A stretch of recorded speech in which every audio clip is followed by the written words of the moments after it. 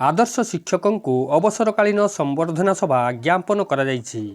एक भावविह्वल परिवेश रे बनबिहारीलाल नोडाल उच्च विद्यालयर आदर्श सहकारी शिक्षक हरिहर सेनापति को बालेश्वर जिला बस्ता ब्लॉक अंतर्गत पंचुरुखी यूजीयूपी विद्यालय रे विदायकालीन संबर्धना सभा ज्ञापन कराଯାଇଛି।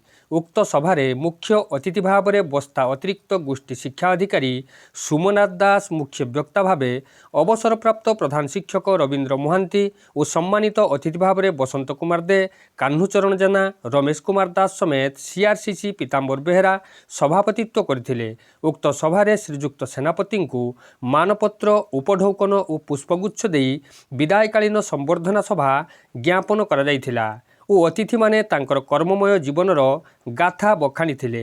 से जड़े छात्रवत्सल मेलापी मिष्टभाषी समयानुवर्ती थिले। उक्त सभा कार्य को वर्णभूत शिक्षक गणेश चंद्र जेना और चैताली शिक्षयित्री परिचालना करथिला बेले चक्रड़ा क्लस्टर समस्त विद्यालयर शिक्षक शिक्षयित्री सहयोग करथिले। विशेषकर पंचुरुखी विद्यालयर प्रधान शिक्षक राधाकृष्ण सेनापति धन्यवाद अर्पण करथिले। बस्तारू जगत कुमार गिरी रिपोर्ट प्रभा लाइव उड़िया।